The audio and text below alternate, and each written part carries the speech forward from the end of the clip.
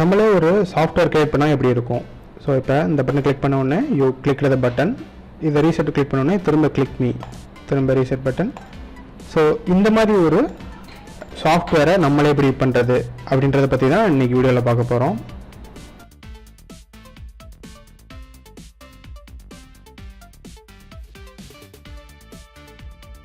இந்த visual studio software வந்து download பண்ணுறதும் சரி, இன்ஸ்டால் பண்ணுறதும் சரி, அது ரொம்ப பெரிய ப்ராசஸ், டைம் டேக்கன் ப்ராசஸ்னால நம்ம டைரெக்டாக வந்து அதை ஓப்பன் பண்ணி ஒர்க் பண்ணுறதுக்கு போயிடலாம்.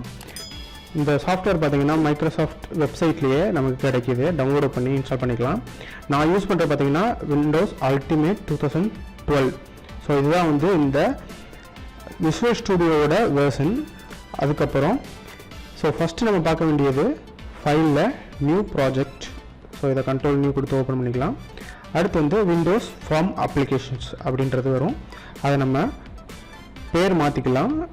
எக்ஸாம்பிளுக்கு வந்து டெஸ்ட் அப்படின்னு நான் கொடுத்துக்கிட்டேன். ஸோ இதை ஓகே கொடுத்த உடனே அந்த ஒரு விண்டோ வந்து ஓப்பன் ஆகும். இதில் தான் நம்ம ஒர்க் பண்ண போகிறோம். ஸோ இது ஏற்கனவே உங்களுக்கு தெரியும், இதெல்லாம் வந்து மெனூஸ். ஸோ இந்த ஃபார்முக்கு தேவையான மெனுலாம் இங்கே இருக்கும். இது காமன், எதுக்குமே மாறாது. அடுத்தது இந்த பக்கம் இருக்கிறது ஃபுல்லாமே டூல் பாக்ஸ். ஸோ இந்த டூல் பாக்ஸை பொறுத்தவரை இதில் வந்து பட்டன் வேணுமா, இல்லை காம்போ பாக்ஸ் வேணுமா, இல்லை என்ன வேணும் அப்படின்றத வந்து இதில் வந்து கொடுத்துருப்பாங்க. அடுத்தது இதில் என்னென்ன இருக்குதுன்னு பார்த்துலாம், ஒரு சின்ன ஓவர்வியூ. ஸோ லேபிள், அப்புறம் வந்து பேனல், பிரிண்ட் பண்ணணுன்னா இதை தான் யூஸ் பண்ணுவோம். அப்புறம் சீரியல் மானிட்டர் கூட இதில் தான் இருக்கும். அப்புறம் டைமர், டெக்ஸ்ட் பாக்ஸு, அப்புறம் இந்த மாதிரி நிறைய ஆப்ஷன்ஸ் வந்து இதில் இருக்கும். சரி, நம்ம வந்து நமக்கு தேவையான ஆப்ஷன்ஸை மட்டும் ஒவ்வொன்றா பார்த்துக்கலாம். இதில் எந்த ஆப்ஷன் உங்களுக்கு கற்றுக்கணும் அப்படின்னு நினைக்கிறீங்களோ அதை கமெண்ட் பாக்ஸில் எழுதுனீங்கன்னா அதை பற்றின டீட்டெயில்டு வீடியோ வந்து நெக்ஸ்ட்டு வந்து போஸ்ட் பண்ண ட்ரை பண்ணுறோம். ஸோ இப்போ வந்து நம்ம அதோட பிகினிங் மட்டும் பார்த்துடலாம். அதுக்கப்புறம் இந்த திங்ஸோட ப்ராப்பர்ட்டிஸ் வந்து இந்த இடத்துல இருக்கும். ஸோ இந்த இடத்துல இருக்கலாம் ஃபார்ம் ப்ராப்பர்ட்டிஸ் அப்படின்ட்டு. இப்போ இதை கிளிக் பண்ணனா இந்த ஃபார்மோட ப்ராப்பர்ட்டிஸ் வந்து இங்கே காட்டும்.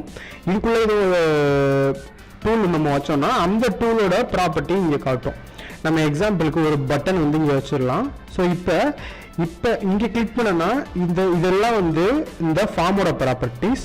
இதை கிளிக் பண்ணோன்னா இதெல்லாம் பட்டனோட ப்ராப்பர்ட்டிஸ். ஸோ இங்கே பட்டன் 1 இருக்குது, அதே சமயத்தில் இங்கே ஃபார்ம் 1 அப்படின்னு வந்துடும். சரி, இப்போ நம்ம ஃபஸ்ட்டு இந்த ஃபார்மோட நேம் சேஞ்ச் பண்ணலாம். இந்த ஃபார்மை கிளிக் பண்ணிவிட்டு அதில் டெக்ஸ்ட் அப்படின்ற ஆப்ஷனை போயிட்டு ஃபார்ம் 1 இருக்கு இல்லையா, ஸோ இதை நம்ம மாற்றிட்டோன்னா டெஸ்ட் அப்படின்னு வந்துடும். ஸோ டெஸ்ட்டுன்னு வந்துருச்சு. இப்போ நமக்கு இதோட பேர் இங்கே டெஸ்ட்னு வந்துருச்சு. சரி, இப்போ இந்த ஐக்கான் மாற்றுறதுக்கு இங்கே ஐக்கான் ஒரு ஆப்ஷன் இருக்கும். ஸோ அதை கிளிக் பண்ணிவிட்டு அந்த ஓப்பன் பண்ணுறதுல ஏற்கனவே நான் வந்து ஒரு ஐக்கான் ஃபைல் வச்சுருக்கேன். ஸோ இதோட எக்ஸ்டென்ஷன் பார்த்தீங்கன்னா .ico அப்படின்னு இருக்கும். நார்மல் PNG ஃபைலோ JPG ஃபைலோ இதுக்கு சப்போர்ட் ஆகாது. ஒன்லி ICO ஃபைல் மட்டும்தான் சப்போர்ட் ஆகும். ஸோ இந்த ICO ஃபைல் கிடைக்கிறதுக்கு உங்களோட ப்ரௌசர் ஓப்பன் பண்ணிட்டு நீங்கள் நார்மலாக PNG to ICO file generator நீங்கள் போட்டிங்கனாலே ஓப்பன் ஆயிரும். ஸோ அந்த மாதிரி யூஸ் பண்ணிக்கலாம். நான் இப்போ ஐக்கான் மாற்றியாச்சு, டெஸ்ட்டு மாற்றியாச்சு. ஸோ இப்போ இந்த பட்டனை பெருசு பண்ணிவிட்டு இப்போ நம்ம ஒரு சின்ன டெஸ்ட்டு மட்டும் பண்ணி பார்த்துக்கலாம். இந்த பட்டனை கிளிக் பண்ண உடனே இதோட பேர் மாறுற மாதிரி நம்ம வச்சுக்கலாம். இன்னொரு பட்டன் எடுத்துக்கிறேன் இதை ரீசெட் பண்ணுறதுக்காக. ஸோ பட்டன் 2, பட்டன் 1 கிளிக் பண்ண உடனே அந்த பட்டன் 1ஓட பேர் வந்து மாறப்போகுது. எப்படி மாறப்போகுதுன்னா, நம்ம ஃபஸ்ட்டு வந்து இந்த பட்டன் 1 பேரை மாற்றிக்கலாம். கிளிக் மீ அப்படின்னு நான் கொடுத்துருக்கேன். நான் இதோட பேர் வந்து நம்ம பட்டன் 2லேருந்து ரீசெட் அப்படின்னு நம்ம கொடுத்துக்கலாம்.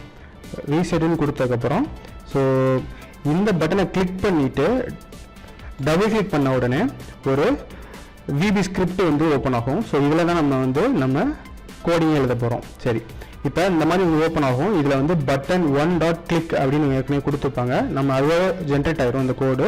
நம்ம இதுக்குள்ளே எழுதுறத மட்டும் பார்க்க போகிறோம். ஸோ இப்போ இந்த பட்டன்